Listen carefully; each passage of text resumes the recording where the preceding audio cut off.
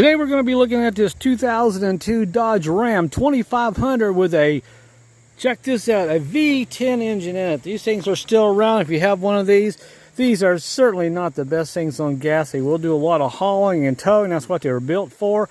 Big old tires on it, body's in pretty good shape. This one does have the factory fog lights, which was pretty cool back in the day, especially in 2002.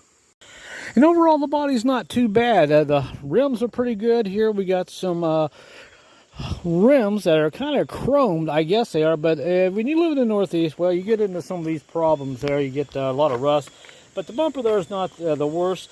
You know, not in the best shape. I've seen a lot worse. And on this side here, you know, the body's in pretty good shape. We do have some surface rust here. Now, the frame is pretty rusty. We put some oil on there.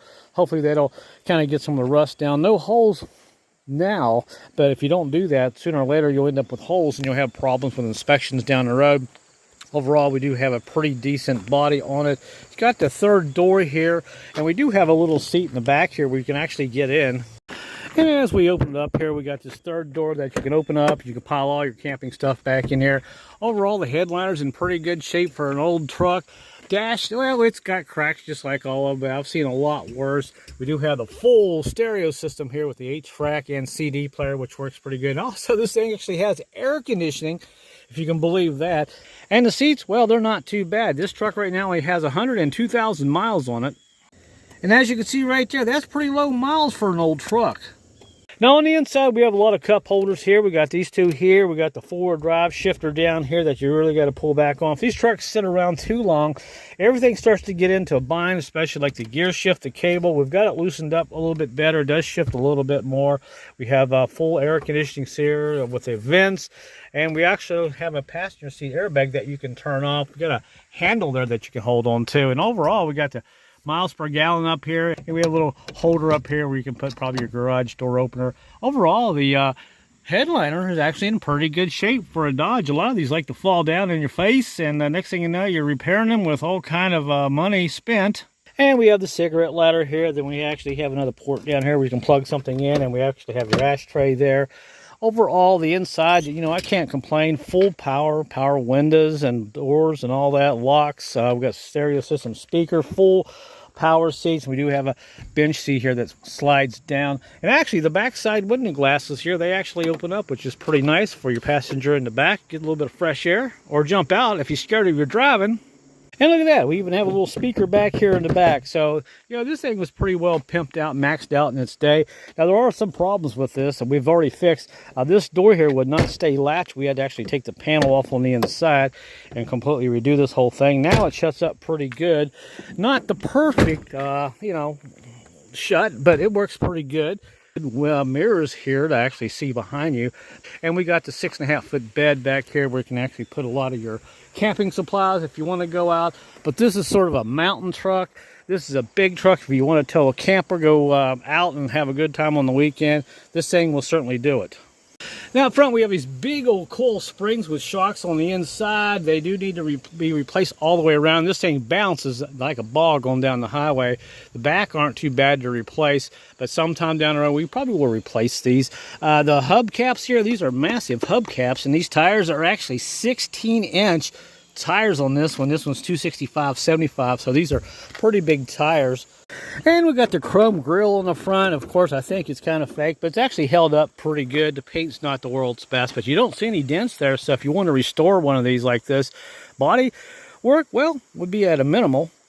And this one here has to step up little bumpers here that you can kind of get up on there. And underneath of it, let's take a look underneath. Well, you know, when the Northeast, when you're living up there, when you get all this salt and stuff in there, it kind of takes its toll on the frame. But we've been spraying a little bit of oil in here, and the frame overall is not too bad of shape. And it's got a massive gas tank where we've actually had some strap issues. We've placed the straps on this a couple of times. They do rust out from the Northeast salt.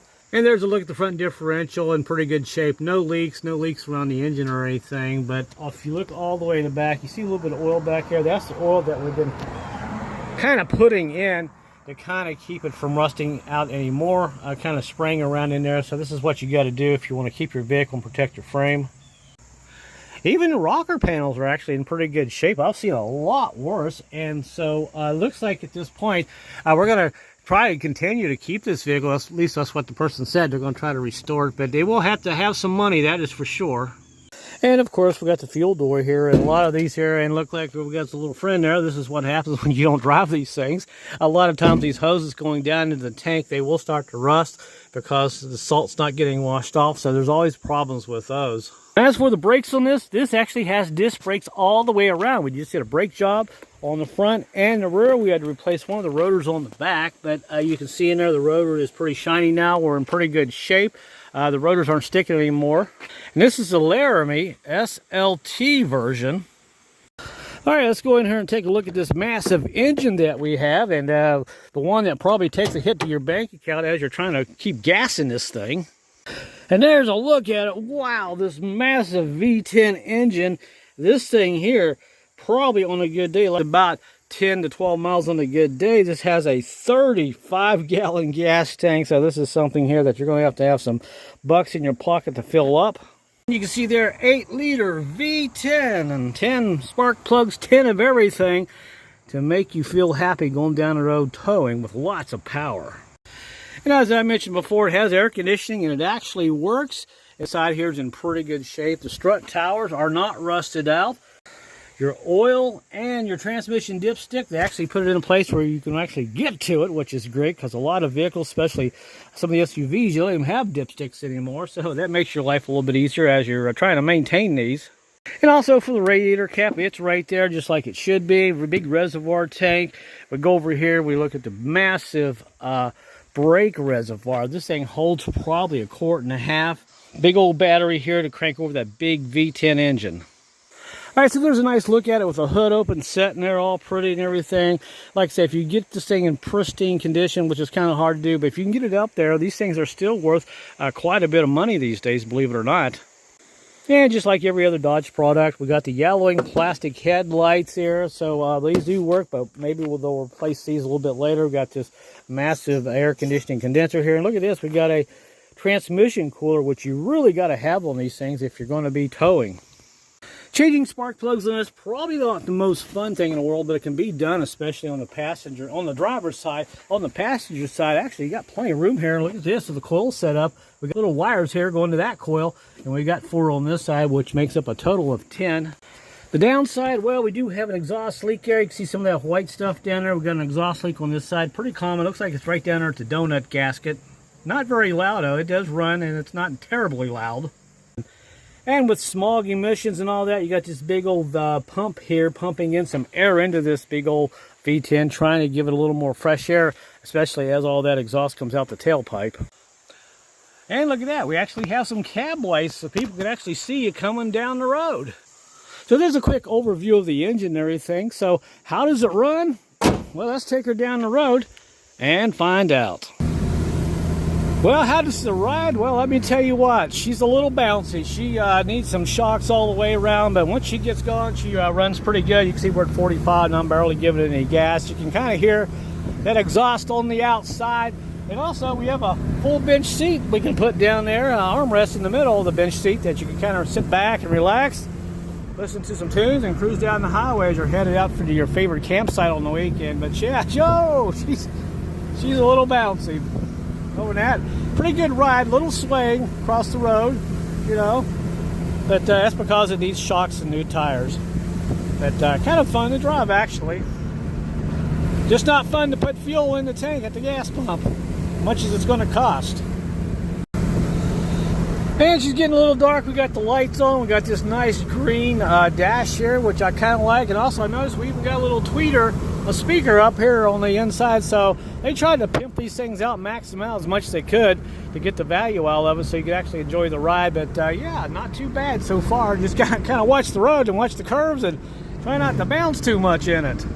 And over here we got a nice little cubby hole. We got plenty of room here in your glove box to put all your possessions and everything.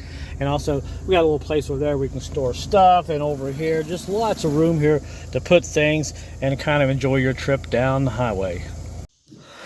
All right, well, there you go, guys. I thought this video would be kind of fun to make. A big old truck like this. You don't see them every day. When you do see them, they're usually in the junkyard. People are giving up on them. They don't want to give them a second life, and I can understand that. Pretty expensive to put back on the road and all that. So if you like this video, give it a thumbs up, guys. And until my next video, I will see you guys later.